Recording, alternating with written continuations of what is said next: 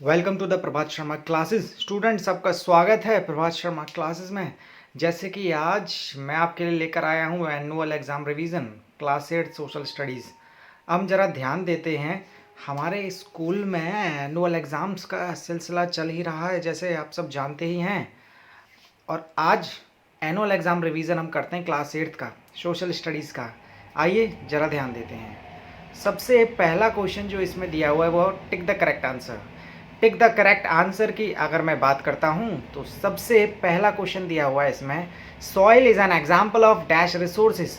Soil जिसको हम मिट्टी बोलते हैं वो कौन सा एग्जाम्पल है? First option is actual, second is biotic, C and natural and D is human made. तो the correct answer is natural. अगर मैं बात करता हूँ, it is not a natural not a resource on the basis of origin. अच्छा बच्चा ज़रा बात बताएं, मैंने ओरिजिन ऑफ मैं बेसिस पे करा रहा था तो मैंने बताया था कि शुरुआत जहाँ से होती है रिसोर्सेज की दुनिया की, तो जब हमारी अर्थ की शुरुआत हुई थी तो जाहिर सी बात है हमारी अर्थ पे प्लांट्स और एनिमल्स सबसे पहले आए थे। तो बस ऐसे रिसोर्सेज जो ओरिजिन के बेसिस पे हैं, तो आप सब जानते ही हैं कि मैंने ओरिजिन के बेसिस पर टू टाइप्स के रिसोर्सेज बताए थे। पहला था biotic and second one is abiotic. हम जानते हैं बायोटिक को लिविंग थिंग्स भी कहा जाता है, बायोटिक रिसोर्स को, और अगर मैं अबायोटिक की बात करूं तो नॉन लिविंग आ जाएंगे। टेक्नोलॉजी जो इसका आंसर है वो करेक्ट आंसर है, क्योंकि लैंड, वाटर और फॉरेस्ट ये हमारे नॉन लिविंग थिंग्स में आते हैं। पर टेक्नोलॉजी की बात जहाँ तक ये इंसान बनाता है, क्रिएट करता है, ये ह्यूमन मेड रिसोर्सेज है। And if you are talking to types of resources, we only study natural resources. Third question, let's move on to the third question. Tea is a native bush of. अच्छा, tea की बात करी गई है, चाय। चाय जो कि कहाँ की खेती है, कहाँ की कह सकते हैं सबसे ज़्यादा एग्रीकल्चर किया जाता है? तो first option is India, B Sri Lanka, C China और डी ब्राज़ील। अगर मैं चाय की बात करूं तो हमारे देश में अंग्रेज आए थे और वो चाय का नशा ही हमें छोड़ के चले गए हैं। और इसका करेक्ट आंसर भी इंडिया ही है, क्योंकि इंडिया में सबसे ज़्यादा चाय की खेती होती है।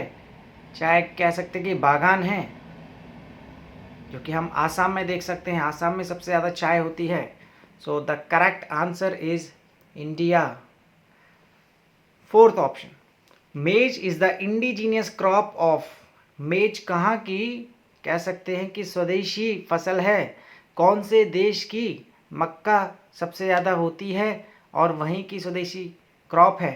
तो first is Latin America, B option India, C China and D is Europe. So the correct answer is Latin America. Fifth question की तरफ अगर हम मूव करें प्यारे बच्चों, worst affected country by tsunami is. सबसे ज़्यादा तबाही कौन से देश में देखने के लिए मिलती है? सुनामी, जो कि आप सबको पता है कि नेचुरल हैज़र्ड है, प्राकृतिक आपदा है। तो सबसे ज़्यादा बुरा हाल कौन से देश का होता है? अच्छा, सुनामी जो है ये कह सकते हैं कि समुद्री इलाके के आसपास जो भी देश होते हैं उनमें सुनामी का कहर सबसे ज़्यादा देखने के लिए मिलता है। तो जो भी देश दे रहे हैं ये सब समुद्र के पास वाले देश हैं। तो पहला इसमें दिया हुआ है, A option is Bangladesh, second one is Holland, C Japan and D is Indonesia. Students, the correct answer is Japan.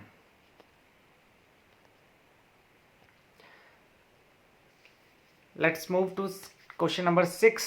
In volcano, molten rocks from the interior of the earth is known as। हम सब जानते हैं कि जो पिघली हुई चट्टानें होती हैं, पिघली हुई रॉक्स होती हैं अर्थ में, अर्थ के अंदर, उनको क्या बोला जाता है?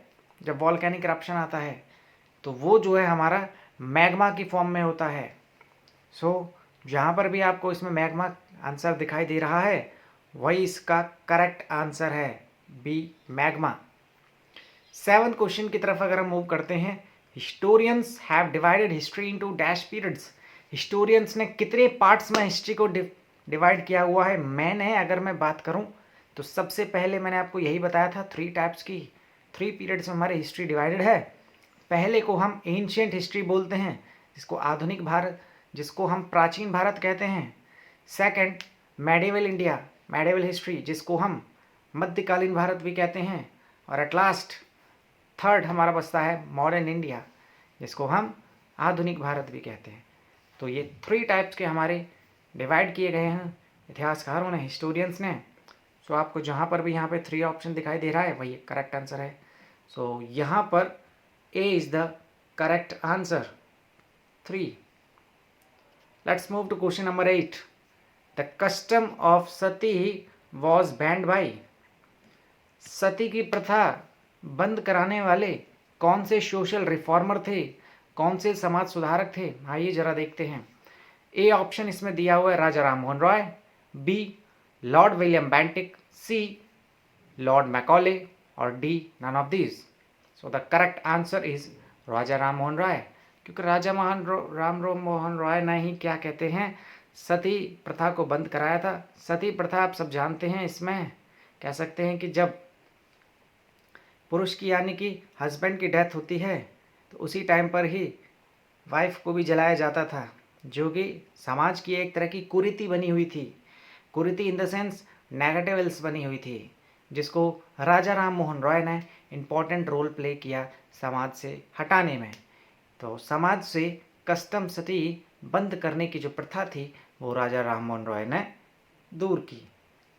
अगर मैं बात करता हूँ question number 9, the constitution of India. Constitution of India की मैं बात करूँ, is a which document? Options को रीड करते हैं। A illegal document, B legal document, C formal document, and D none of this. Constitution of India की अगर मैं बात करता हूँ तो ऐसे ही set of rules and regulations, ऐसे रिटन बुक जिसमें रूल्स एंड रेगुलेशंस लिखे हुए हैं किसी भी देश को चलाने के लिए, तो जाहिर सी बात है ये कानूनी रूप से लीगल डॉक्यूमेंट ही कहलाया जाएगा, जिसको सिस्टमैटिक तरीके से फॉलो किया जाना चाहिए। तो आपको जहाँ पर भी इसमें लीगल डॉक्यूमेंट है, बी इसका करेक्ट आंसर हो जाएगा। क्वेश्चन नंबर 10 की तरफ मूव करते हैं बच्चे। प्यार बच्चों, क्वेश्चन नंबर 10 में क्या दिया हुआ है जरा देखें। In which of the cities is the supreme court of India is located. सर्वोच्च न्यायालय अगर बोला जाए, सुप्रीम कोर्ट ऑफ इंडिया यानी कि पूरे देश का सबसे बड़ा कोर्ट कौन सी शहर में है? A Mumbai, B option is Kolkata, C Chennai, and D is Delhi. तो हम सब जानते हैं दिल्ली इसका आंसर है, दिल्ली पे टिक लगा लेंगे। प्यारे बच्चों, अब हम फिलिंग द ब्लैंक्स की तरफ मूव करते हैं। पहला फिलिंग द ब्लैंक्स दे रखा है सोलर एनर्जीज है। सोलर एनर्जी किस टाइप ऑफ रिसोर्सेज है? प्यारे बच्चों, इसके 2 आंसर हो सकते हैं। नॉर्मल जो आंसर बोला जाता है वो नेचुरल रिसोर्स बोला जाता है, क्योंकि सोलर एनर्जी हमें नेचर के द्वारा प्रोवाइड की गई है। वहीं अगर मैं दूसरी बात करूँ एग्जॉस्टिबल के हिसाब से, तो सोलर एनर्जी को रिन्यूएबल रिसोर्स में भी शामिल किया गया है। तो प्यारे बच्चों, इसका दोनों ही आंसर सही हैं। Solar energy is a natural resource as well as renewable resource. तो उसका आंसर हम लिख लेते हैं, it is a natural resource, ठीक, या फिर रिन्यूएबल रिसोर्स, बात एक ही है। क्योंकि नेचुरल रिसोर्स होते हैं जो ऐसे रिसोर्सेज जो नेचर ने हमें प्रोवाइड किए हैं, और रिन्यूएबल रिसोर्स कहने का मतलब ऐसे रिसोर्सेज जो रिन्यू होते रहते हैं, जो बनते रहते हैं, जो कभी ख़त्म नहीं होंगे, और वो भी अल्टीमेट किसके द्वारा प्रोवाइड किए गए हैं? नेचुरल रिसोर्स, नेचर के द्वारा। सेकंड क्वेश्चन की तरफ अगर मैं मूव करता हूँ, हेल्थ एजुकेशन आर। हेल्थ और एजुकेशन किस टाइप के सोर्सेज हैं? हेल्थ और एजुकेशन जो है प्यारे बच्चों, ये ह्यूमन रिसोर्सेज हैं, बिकॉज ये हमें इनको द्वारा प्रोवाइड किए गए हैं। सो the correct answer is human resource.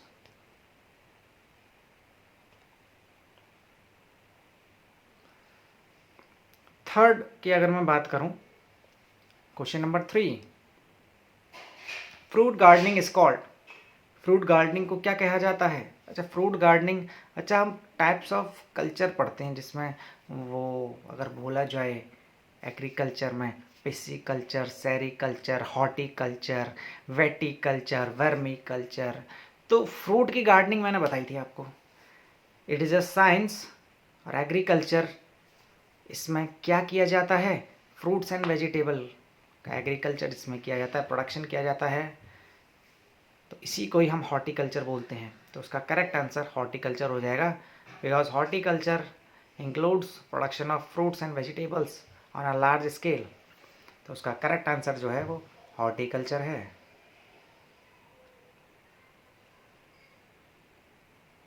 Horticulture. Next, fourth point की अगर मैं मूव करता हूँ, अर्थक्वेक इज अ, अर्थक्वेक क्या है सबको पता है।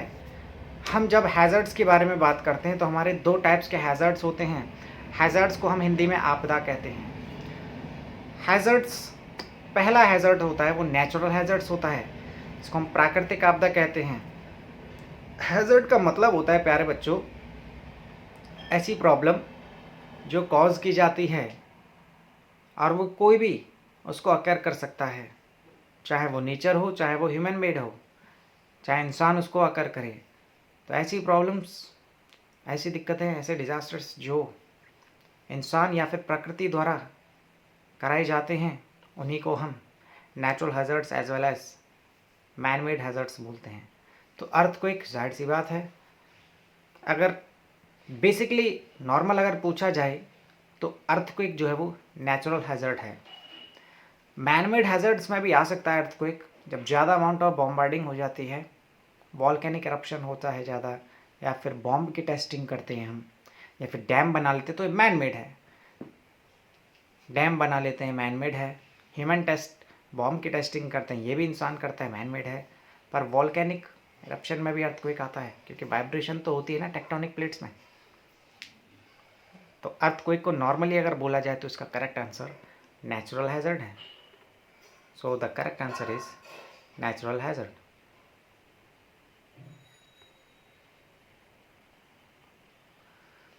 फिफ्थ क्वेश्चन की तरफ मूव करते हैं। The result of dash shook the foundation of British empire in India. किसकी वजह से जो ब्रिटिश साम्राज्य था वो पूरा हिल गया था? क्योंकि हमारे देश में हम सब जानते हैं कि जब 1857 की क्रांति हुई थी, 1857 की बैटल म्यूटनी हुई थी, रिवोल्ट हुई थी, तो उसने क्या था, ब्रिटिश एम्पायर को, ब्रिटिश एम्पायर की जड़ों को हिला के रख दिया था। क्योंकि इस टाइम पीरियड तक जो थी वो ईस्ट इंडिया कंपनी राज कर रही थी, और उसके जस्ट नेक्स्ट ईयर से ही क्राउन रूल स्टार्ट हो गया था, जो कि क्वीन एलिजाबेथ के अंडर में कराया गया था। तो इसने कह सकते हैं, और ये हमारे देश की सबसे पहले इंडिपेंडेंट शुरुआत थी, अपनी देश की आज़ादी की लड़ाई की शुरुआत ही थी, जो कि 1857 की रिवोल्ट से चिंगारी की फॉर्म में बन की। तो इसका करेक्ट आंसर हो जाएगा 1857 रिवोल्ट।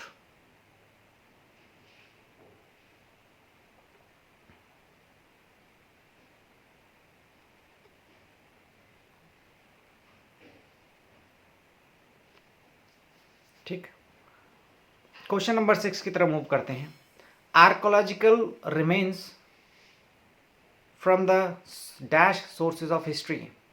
अगर मैं आर्कोलॉजिकल रिमेन्स की बात करूं तो ये कौन से सोर्सेज में आता है? तो प्यारे बच्चों, आर्कोलॉजिकल रिमेन्स ये प्राइमरी सोर्सेज में आता है। मैं बता चुका हूँ, हमारे सोर्सेज ऑफ हिस्ट्री अगर नॉर्मल स्टडी करें तो प्राइमरी और सेकेंडरी सोर्सेज होते हैं।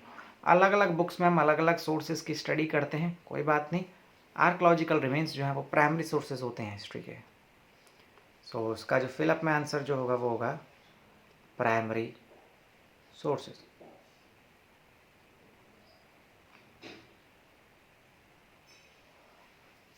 Next, question number 7, dash abolish the practice by law. किसने सती प्रैक्टिस को बंद किया था? इसमें प्रैक्टिस जो है वो सती प्रैक्टिस की बात की गई है। सती यहाँ पे एक मिसिंग हो गया है, वो लिख लेंगे। सती प्रैक्टिस को किसने अबॉलिश कर दिया था? तो उसका करेक्ट आंसर है राजा राम मोहन रॉय। राजा राम मोहन रॉय ये हमारे देश के पहले ऐसे समाज सुधारक थे जिन्होंने हमारे देश की वुमेन एम्पावर को अपलिफ्ट किया? राजा राम मोहन रॉय। इन्होंने ब्रह्म समाज की भी स्थापना की थी। He founded ब्रह्म समाज एंड बॉर्न इन, ब्रह्म समाज की भी स्टार्टिंग की थी 1824 में। आइए क्वेश्चन नंबर 8 की तरफ मूव करते हैं। All citizens of equal before the, सारे लोग किसकी नज़र में बराबर हैं? कानून की नज़र में। ऐसा बोला जाता है, in the eyes of the law all citizens are equal. कानून की नज़र में सब लोग बराबर हैं, कोई भी ऊंचा नीचा इंसान नहीं है। तो उसका आंसर हो जाएगा इन the eyes of the law. Question number 9 की तरफ मूव करते हैं। The supreme court is the guardian of, supreme court की बात करूं, सुप्रीम कोर्ट को कॉन्स्टिट्यूशन का भी गार्जियन बोला जाता है। तो उसका करेक्ट आंसर हो जाएगा guardian of constitution.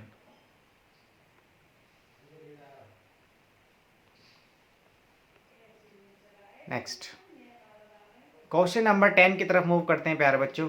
The chief justice and other justice of the supreme court retired at the age of, ये हमें पता होना चाहिए, हमारे देश के जजेस और चीफ जस्टिस जो हैं वो 65 ईयर की एज पर रिटायर होते हैं। तो उसका करेक्ट आंसर क्या हो जाएगा? 65 ईयर्स।